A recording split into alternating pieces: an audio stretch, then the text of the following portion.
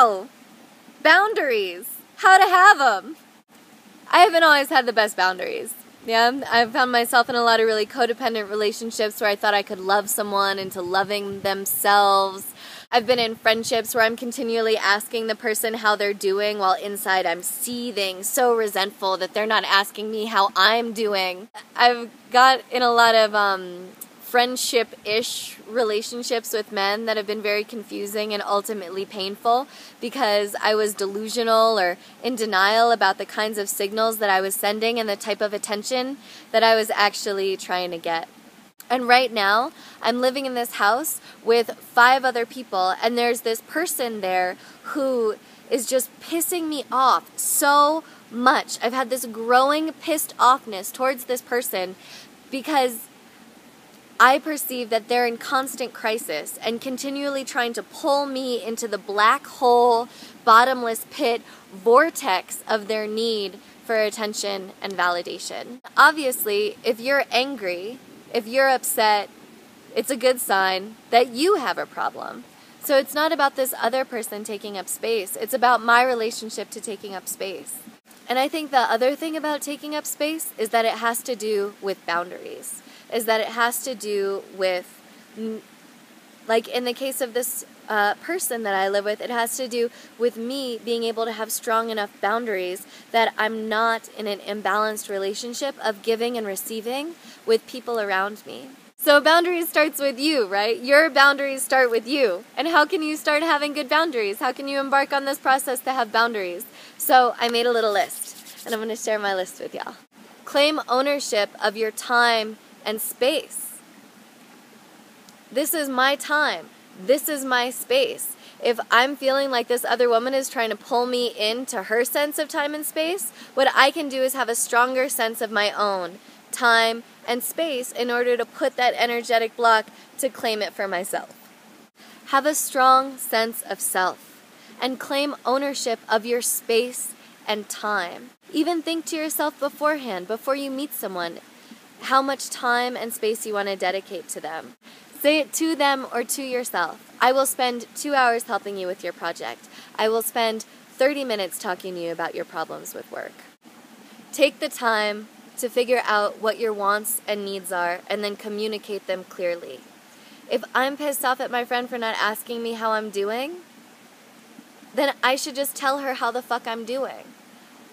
And after I've told her how the fuck I'm doing, then, depending on whether she continues to ask or not, I can judge her character afterwards.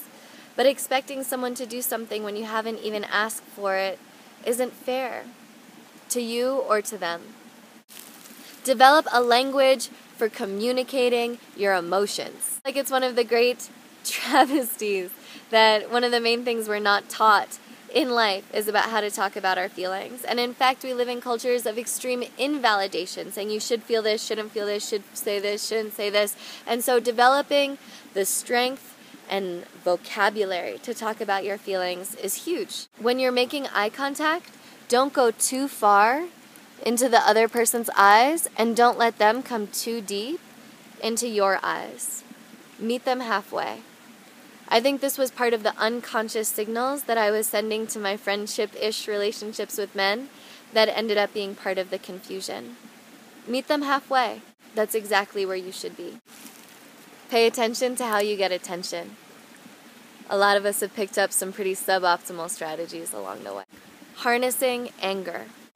Now, I know we don't want to walk around angry all the time, but anger is an important tool in claiming that sense of space and time. It's almost like anger is part of the power that's able to project an energetic force field that reinforces your boundaries. I mean, we're all so skilled at power mapping, and if someone knows that they can walk all over you and that you won't get angry, then maybe they'll walk all over you.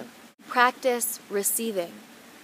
Maybe part of the reason why in the past I felt like I was giving too much was because I wasn't actually taking the time or able to receive. If I felt like I was receiving, then I would be giving from a more centered and balanced place. and the only thing that was preventing me from actually receiving was myself. We live in a culture completely focused on giving, to the point where when someone comes to us with a problem, we want to give them advice, as opposed to just receiving what it is that they're sharing with us, which goes back to friendship and witnessing. You can check out that podcast. Plug. Practice receiving. Start small. Practice receiving compliments. You know, I bet you get complimented so many times a day, and you just let it slide off of your Teflon surface. Take it in. Take it to heart. And practice taking up space. Walk into a room and say, this is how I'm feeling. This is what's going on for me. Be strong in yourself. Breathe low and deep into your center. Imagine third chakra, solar projection, shining yellow, projecting out, creating that space that you want. Love people for who they are, not for who you think they are, not for who you want them to be, not for who you think they could be, but for who they are right then. And thank all the people who push and pull you. Thank all the people who push and pull you for teaching you boundaries, for teaching you how to have a strong sense of self, for how to take ownership of your space and time. For that is truly a glorious gift. Oh, what a process. Oh, what a process. I'll be loving my process over here. Hopefully y'all are enjoying your process out there. Right on. I'll check you next time. Maraya, Karena, show. Mountains. All the mountains. Behold the wrath of my solar storm. Pew, pew, third chakra solar flare. Wahaha. Where's your telecommunication system now, planet Earth?